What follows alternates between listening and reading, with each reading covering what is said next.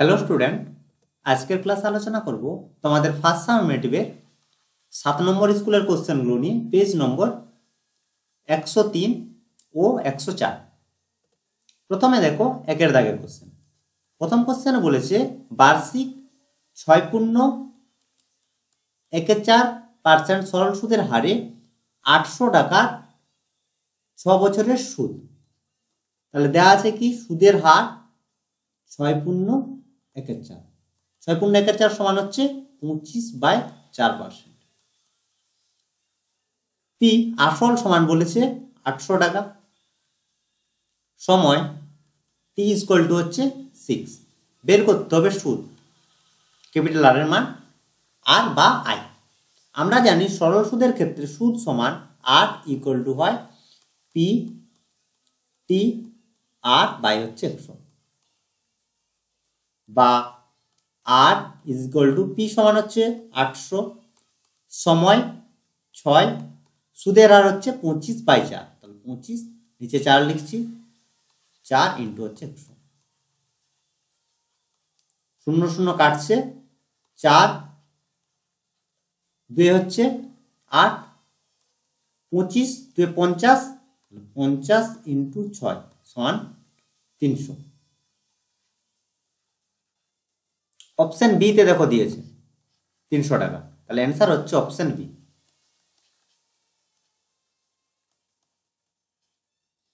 পরের কোশ্চেন দেখো, বার্ষিক x% চক্রবৃদ্ধি হার সুদে m বছরের এ টাকার সমূল চক্রবৃদ্ধি। তাহলে সমূল চক্রবৃদ্ধি সমান সমূল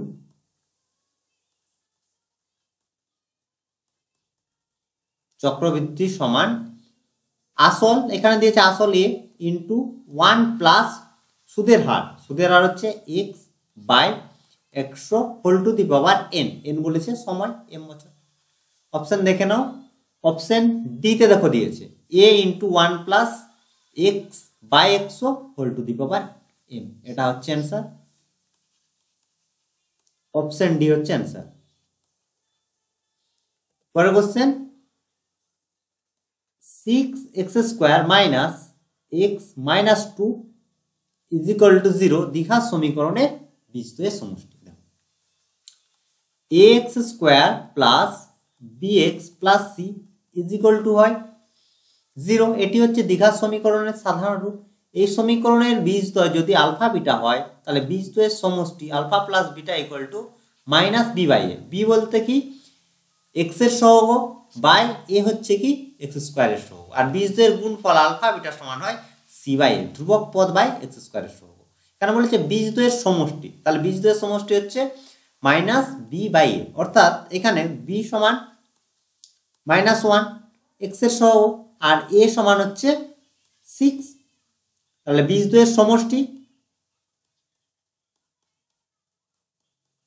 সমান হচ্ছে মাইনাস বি বাই এ, তাহলে -1/6 ইজ ইকুয়াল টু, তাহলে দেখো মাইনাস মাইনাস প্লাস 1/6। অপশন দেখে নাও বি তে দিয়েছে 1/6, তাহলে অ্যান্সার হচ্ছে অপশন বি।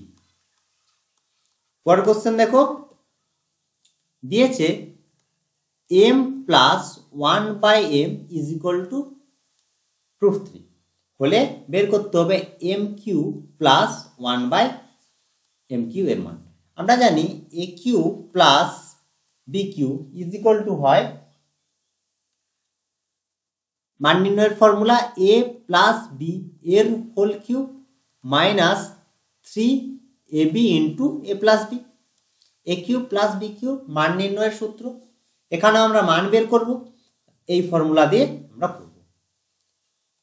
সমান m প্লাস 1/m এর whole cube minus 3 into m into 1/m into m plus 1/m সমান মান দেওয়া আছে, দেখো m প্লাস 1/m এর মান দেওয়া আছে √3, তাহলে √3 এর কিউব মাইনাস 3, এখানে m কাটছে ইন্টু m প্লাস 1/m এর মান হচ্ছে √3, সাইডে লিখে দিবে যেহেতু m plus 1/m is equal two √3। √3 যদি আমরা কিউব করি তাহলে আমরা পাবো 3√3 মাইনাস 3√3, বিয়োগ করলে হচ্ছে 0। অপশন দেখে নাও, অপশন এ তে দেখো দিয়েছে 0। অ্যান্সার হচ্ছে অপশন এ।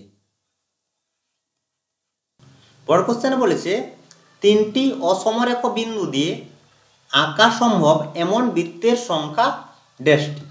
অ্যান্সার হবে একটি, অপশন ডি হচ্ছে অ্যান্সার। তাহলে 3টি অসমরেখ বিন্দু দিয়ে একটি বৃত্ত অঙ্কন করা সম্ভব। পরের কোশ্চেন, এবিসি ত্রিভুজের পরিকেন্দ্র ও বিন্দু এ এবং বিসি যে কেন্দ্রের বিপরীত পাশে অবস্থিত। তাহলে এ বিন্দু আর বিসি যে কেন্দ্রের বিপরীত পাশে অবস্থিত। দেয়া আছে কোণ বি ও সি সমান 120 ডিগ্রি হলে কোণ বি এসির মান কত। দেখো ছবি আঁকলে তোমরা ভালোভাবে বুঝতে পারবে। এবিসি ত্রিভুজের পরিকেন্দ্র ও বলেছে, আর বলেছে যে এ বিন্দু আর বিসি যে কেন্দ্রের বিপরীত পাশে অবস্থিত। বিসি এ,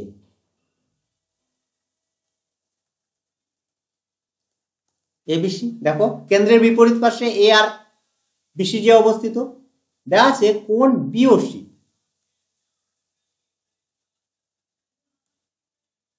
বিওসি কোণ বিওসি সমান হচ্ছে 120 ডিগ্রি। বের করতে হবে কোণ বিএসি, এই কোণের মান বের করতে হবে। বিসির মধ্যে যখন একটি বিন্দু যদি আমরা পি নিই, বি পিসি, এই চাপে দেখো কোণ বিওসি কেন্দ্রস্থ কোণ,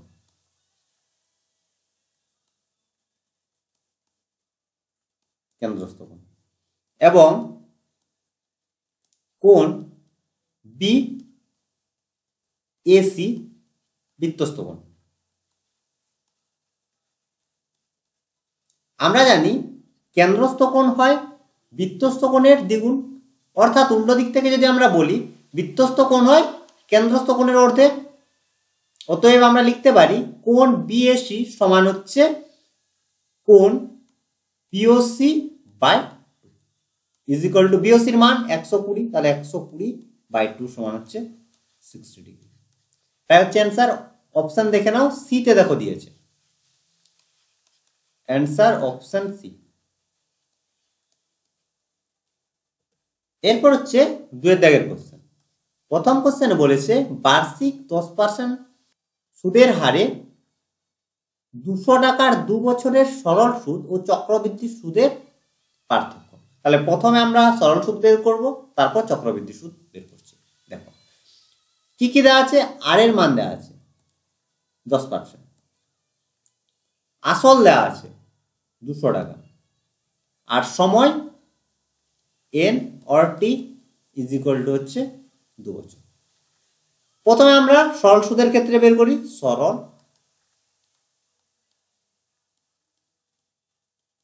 সুদের ক্ষেত্রে, সরল সুদের ক্ষেত্রে আমরা জানি সুদ সমান হয় পি টি আর বাই হচ্ছে 100 হয়েছে। বা এখন মানগুলো বসাচ্ছি, তাহলে পি এর মান হচ্ছে 200 ইন্টু সময় 2 বছর, সুদের হার 10 বাই হচ্ছে 100। 0 0 কাটছে, তাহলে সুদ সমান কত পাচ্ছি দেখো 2 2 দিয়ে 4 আর 10 40। সরল সুদের ক্ষেত্রে আমরা সুদ পেলাম 40 টাকা। এখন বের করব আমরা চক্রবৃদ্ধি সুদের ক্ষেত্রে।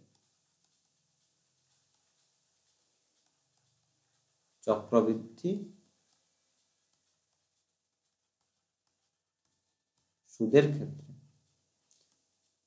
চক্রবৃদ্ধি সুদের ক্ষেত্রে আমরা প্রথমে সুদ প্লাস আসল বের করি। তাহলে এ সমান হয় আসল into 1 plus R by 100 whole to the power n। এটা হচ্ছে কি, এ হচ্ছে সুদ প্লাস আসল। তাহলে সুদ প্লাস আসল বের করছি 2 বছরের ক্ষেত্রে। তারপর আমরা পি বাদ দিয়ে দিলে সুদ পেয়ে যাব, পি অর্থাৎ আসল বাদ দিয়ে দিলে। তাহলে পি সমান এখানে 200 ইন্টু 1 প্লাস আর হচ্ছে 10 by 100 whole to the power n is equal to 2। সময় হচ্ছে 2 বছর। 10 10 100, 1 প্লাস 1/10 এর হোল স্কোয়ার সমান 200 ইন্টু, দেখো 10 একে 11, তাহলে 11 আর নিচে হচ্ছে 10 এর স্কোয়ার, তাহলে দুবার লিখছি, হয়েছে। তাহলে 2 ইন্টু, দেখো 11 11 হয় 1 to 1 121, যদি গুণ করি তাহলে আমরা কি পাচ্ছি 2 4 2 242 টাকা। এটা হচ্ছে সুদ প্লাস আসল। আমাদের বের করতে হবে সুদ। সুদ R1 ধরছি, R1 সমান হচ্ছে 242 মাইনাস আসল হচ্ছে 200, তাহলে আসল বাদ দিতে হবে, তাহলে আমরা সুদ পাবো, বিয়োগ করলে আমরা পাচ্ছি 42 টাকা। 2 বছরের সরল সুদ হচ্ছে 40 টাকা, চক্রবৃদ্ধি সুদ হচ্ছে 42 টাকা। পার্থক্য বের করতে হবে। দেখো চক্রবৃদ্ধি সুদ সবসময় বেশি হয় সরল সুদের ক্ষেত্রে, কেবলমাত্র 1 বছরের ক্ষেত্রে। এটা তোমরা কিন্তু ভালো করে মনে রাখবে, 1 বছর এর ক্ষেত্রে সরল সুদ সমান হচ্ছে চক্রবৃদ্ধি সুদ, ঠিক আছে। আর বাকি 1 বছরের থেকে বেশি যে কোনো সময়ের জন্য চক্রবৃদ্ধি সুদ সবসময় বেশি হবে। এখানেও দেখো চক্রবৃদ্ধি সুদ বেশি হচ্ছে সরল সুদের থেকে, তাহলে সুদের পার্থক্য, অতএব সুদের পার্থক্য সমান হচ্ছে 42 মাইনাস 40 সমান হচ্ছে 2 টাকা। এটাই হচ্ছে অ্যান্সার। পরের কোশ্চেন দেখো, দিয়েছে x:y সমান হচ্ছে 2:5, হলে বের করতে হবে 3x plus 2y 7x minus 2y এর মান বের করতে হবে। যেহেতু এখানে দিয়ে দিয়েছে x আর y এর অনুপাত, তাহলে আমরা ধরে নেব x হচ্ছে 2a আর y হচ্ছে 5a। এই মানগুলো আমরা এখন এখানে বসাচ্ছি। 3 ইন্টু x এর মান পেয়েছি 2a প্লাস y এর মান পেয়েছি 5a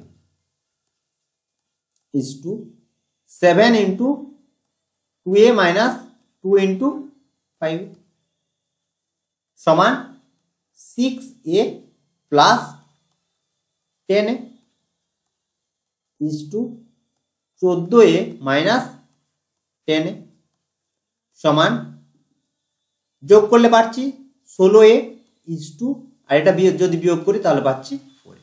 এ দেখো কাটছে, সমান 2 দিয়ে ভাগ কাটছে না, একবার 4 দিয়ে কেটে যাচ্ছে, দেখো 4 4 16, তাহলে 4:1, ঠিক আছে। অ্যান্সার হচ্ছে 4:1। পরের কোশ্চেন দেখো, ও কেন্দ্রীয় বৃত্তের ব্যাসার্ধ বলেছে 10 সেমি। ও থেকে বৃত্তের একটি যে এবির উপর অঙ্কিত লম্বের দৈর্ঘ্য 6 সেমি হলে এবি এর দৈর্ঘ্য বের করতে হবে।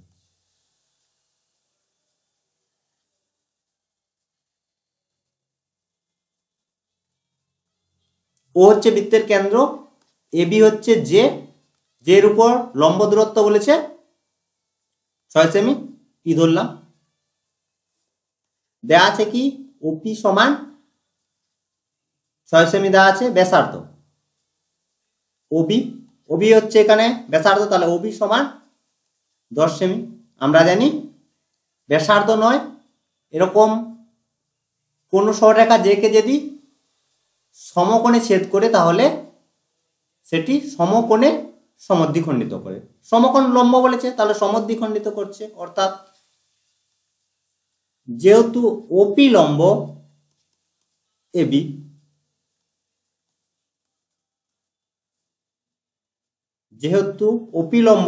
অতএব এপি ইজ ইকুয়াল টু ইবি, হয়েছে।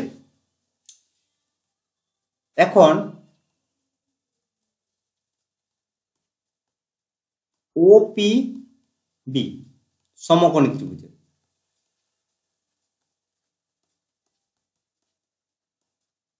সমকোণী ত্রিভুজের ক্ষেত্রে আমরা কি জানি, লম্ব স্কোয়ার প্লাস ভূমি স্কোয়ার সমান হয় অতিভুজের স্কোয়ার,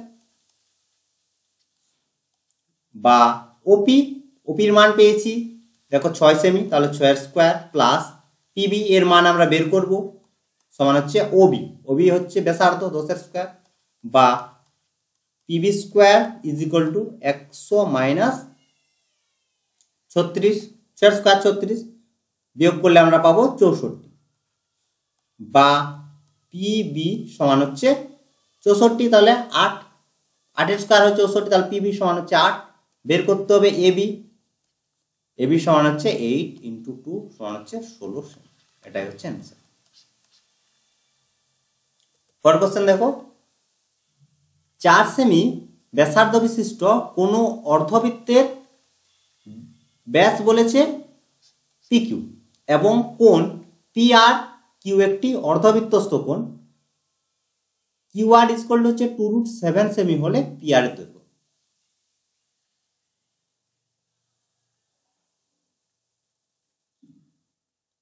পি কিউ বলেছে ব্যাস, অর্ধবৃত্তস্থ কোণ P R Q, P R Q হচ্ছে অর্ধবৃত্তস্থ কোণ। আমরা জানি অর্ধবৃত্তস্থ কোণ হয় সমকোণ, পি আর কিউ অর্ধবৃত্তস্থ কোণ।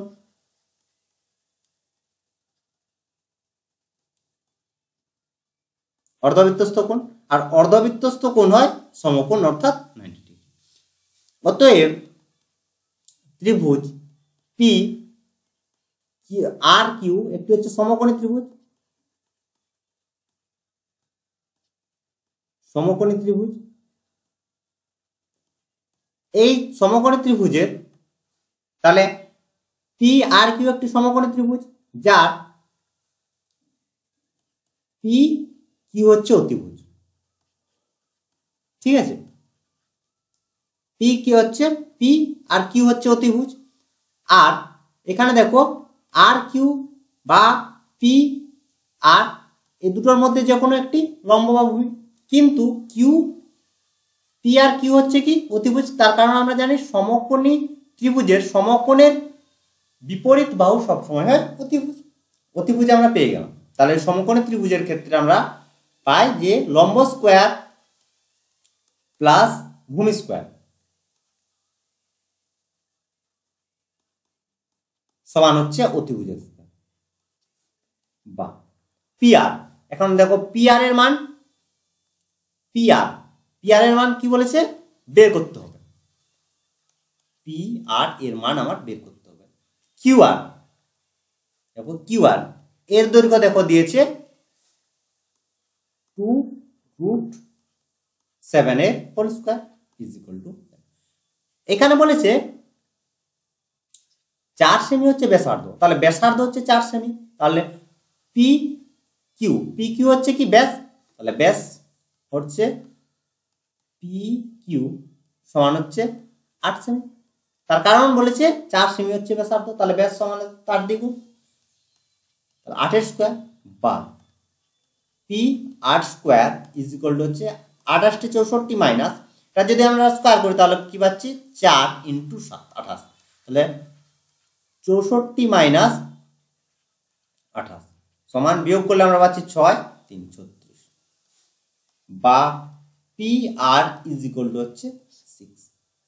পি আর এর দৈর্ঘ্য বের করতে বলেছে, অ্যান্সার হচ্ছে 6। পরের কোশ্চেন দেখো, একটি ঘনকের কোণের দৈর্ঘ্য বলেছে ডি, সমগ্রতলের ক্ষেত্রফল এস, আয়তন ভি হলে এস ডি বাই ভি এর মান বের করতে হবে। তাহলে প্রথমে আমাদের ধরে নিতে হবে, ধরি ঘনকের বাহু সমান হচ্ছে এ, হয়েছে। এখন কর্ণ সমান ডি ইকুয়াল টু হচ্ছে a√3, ঠিক আছে। সমগ্রতলের ক্ষেত্রফল এস ইজ ইকুয়াল টু হচ্ছে 6 স্কয়ার বর্গ একক,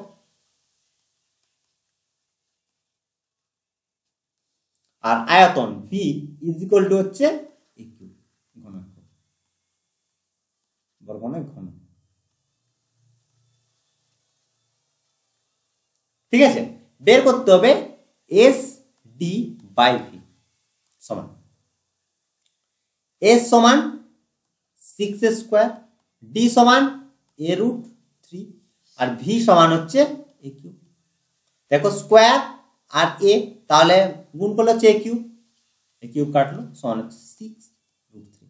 অ্যান্সার তাহলে হচ্ছে 6√3। তো এই ছিল আজকের ক্লাস। আশা করি আজকের ক্লাসের অঙ্কগুলো তোমরা বুঝতে পেরেছো। যদি কোনো সমস্যা থাকে অবশ্যই কমেন্ট করে জানাবে, বা তোমরা আমাকে হোয়াটসঅ্যাপ করতে পারো 7797151981 এই নাম্বারে তোমরা আমাকে হোয়াটসঅ্যাপ করবে। তো আজ এই পর্যন্ত, তোমরা সবাই ভালো থেকো, বাই বাই।